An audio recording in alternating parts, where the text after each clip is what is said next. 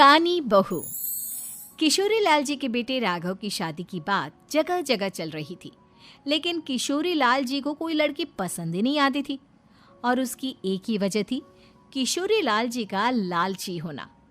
उनको लड़की वालों से मोटा दहेज चाहिए था और इसी चक्कर में एक दिन वो एक बहुत पैसे वाले के घर अपने बेटे का रिश्ता लेकर पहुंचे। उस आदमी का नाम था ओम प्रकाश।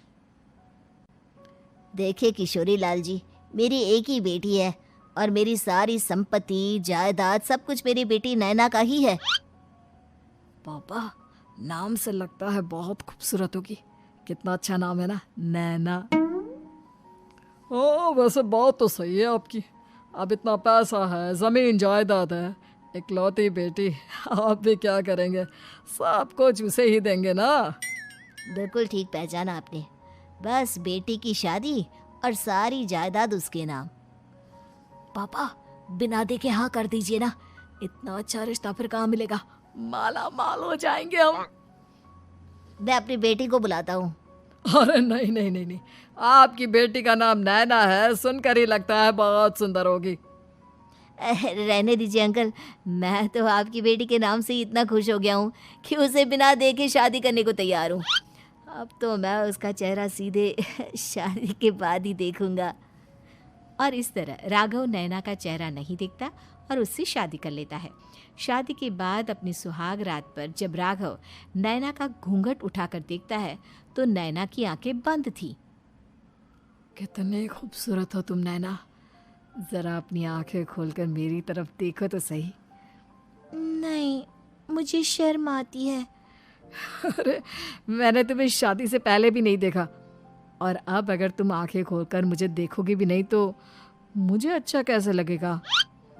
इससे पहले कि नैना अपनी आंखें खोलकर राघव की तरफ देखती, अचानक से लाइट चली गई और राघव नैना को पूरी तरह से देख भी नहीं पाया। अगली सुबह नैना राघव के लिए नाश्ता बनाकर लेकर आई। अरे ये क्या, आधा पराठा सेका हुआ है और आधा बिल्कुल कच्चा। ये तुमने क्या किया नैना? बहू, तुमने क्या आधा पराठा तवे से नीचे लटका कर रखा था, जो आधा सेका है और आधा कच्चा? मुझे जितना दिखेगा उतना ही तो सीखूंगी ना पापा जी। जहाँ जहाँ मुझे नजर आ रहा था वहाँ मैंने सीख लिया, जहाँ जहाँ नहीं दिखा वहाँ कच्चा रह गया होगा। इसका क्या मतलब है? ये कैसा मजाक कर रही है तुम? अरे बहू, तुमने इतना लंबा घूंघट क्यों लगाया हुआ है? देखो, हमारे घर में बहुओं को बेटी की तरह रखा जाता है, और फिर तुम तो इतना सारा माल लेकर आई हो। देखो, ये घूंघट डालकर रखने की कोई ज़रूरत नहीं है। हाँ नैना, पापा जी ठीक कह रहे हैं, तुम तो आराम से रहो, अपना ही घर समझो। नैना अचानक से अपना घूंघट उठा लेती है। अरे ये क्या पापा, नैना की तो एक आंख फूटी हुई है। नाम से नैना, लेकिन ये तो कानी बहू निकली। मेरे साथ धोखा हुआ है, धोखा। बिना दिखाए अपनी कानी लड़की मेरे संग ब्याह दी। मुझे कानी बीवी नहीं चाहिए। मुझे अभी ओम प्रकाश जी से बात करनी पड़ेगी। आखिर उन्होंने मेरे साथ ऐसा किया क्यों? अरे, आप लोगों ने ही तो पापा से कहा था कि आप लोग शादी से पहले मुझे देखना नहीं चाहते। अब मेरे पापा पर क्यों इल्जाम लगा रहे हैं? अरे लेकिन उन्हें बताना तो चाहिए था ना कि तुम कानी हो, एक आंख से तुम्हें दिखाई नहीं देता। किशोरी लाल और राघव नाराज होकर ओम प्रकाश को अपने घर बुलाते हैं। पापा जी, ये आपने क्या किया? शादी से पहले बताया क्यों नहीं कि नैना की आंखों में परेशानी है? अरे, आप ही ने तो लड़की देखने से मना कर दिया था। और लेकिन आप बता तो सकते थे। आपको तो हमारी बेटी की प्रॉपर्टी चाहिए थी, वो भी पूरी की पूरी। अब क्या हुआ अगर उसे आधा दिखाई देता है? प्रॉपर्टी तो आपको पूरी मिल गई ना। अरे ये क्या बात हुई? मेरी शादी प्रॉपर्टी से नहीं, आपकी बेटी से हुई है। अब ये तो पहले सोचना चाहिए था, तब तो मेरी प्रॉपर्टी देखकर तुम्हारी जुबान लप लपा रही थी। लेकिन मैं कानी लड़की को अपनी बीवी बनाकर नहीं रख सकता। पापा, कुछ करिए ना आप। हाँ, करता हूँ। देखिए ओम प्रकाश जी, आप हमारे साथ ऐसा नहीं कर सकते। और तुम देखो, अगर तुमने मेरी बेटी से शादी तोड़ी ना, तो जो भी प्रॉपर्टी मैंने तुम्हें दी है वो तो पूरी की पूरी वापस ले ही लूँगा, और आधी प्रॉपर्टी तुम्हारी भी लूँगा।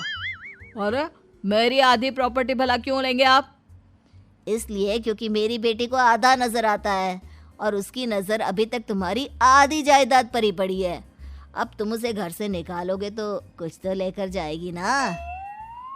और अगर हम आपकी बेटी को अपने घर की बहू बनाकर रखे तो? तो तुम्हारी पूरी प्रॉपर्टी तुम्हारी ही रहेगी, और जो मैंने तुम्हें दिया है ना, उसमें से बस मैं आधा लेकर जाऊंगा। अरे लेकिन अब आप अपनी दी हुई प्रॉपर्टी में से आधी वापस क्यों लेकर जाएंगे? अगर मैं आपकी बेटी को अपनी पत्नी बनाकर रखने को तैयार हूं तो? इसलिए ताकि भविष्य में अगर तुम मेरी बेटी को धोखा दो तो उसके पास कुछ तो रहे जो पति का हो। वैसे मेरे पास तो बहुत कुछ है, लेकिन अपने पति की कोई निशानी तो उसके पास होनी चाहिए ना। अब अगर तुमने मेरी बेटी को कहानी कहा तो तुम्हें प्रॉपर्टी भी कहानी ही मिलेगी, पूरी नहीं। जमाए राजा। किशोरी लाल और राघव समझ चुके थे कि वो बुरी तरह फंस चुके हैं और अब उनके पास वहां से निकलने का कोई चारा नहीं है। अब समझ में आया ना, लालच बुरी बला होती है। एक तो तुम्हें प्रॉपर्टी मिली, ऊपर से बीवी मिली, उसमें तुम्हें नखरे भी दिखाने हैं। आए बड़े, चुपचाप बैठो दोनों। कुछ दिनों के बाद नैना राघव की कार लेकर बाजार घूमने निकलती है और जब कार लेकर वापस आती है, ये क्या? एक तरफ से मेरी गाड़ी पूरी खराब हो चुकी है। लगता है तुमने मेरी गाड़ी को किसी दूसरी गाड़ी के साथ एक्सीडेंट किया है। अरे अरे कितना बड़ा नुकसान कर दिया तुमने बहू। वो क्या है ना पापा जी, मुझे एक आंख से दिखाई नहीं दे रहा था, सामने से गाड़ी आ रही थी। मुझे तो सिर्फ आधा ही दिखाई दिया और वो गाड़ी मेरी कार से रगड़ते हुए निकल गई। अब मैं क्या करूं बताओ? आप इसे ठीक कराने के पैसे कौन देगा? तुम्हारे पापा? तुमने मुझसे इस तरह से बात की? अभी रुको।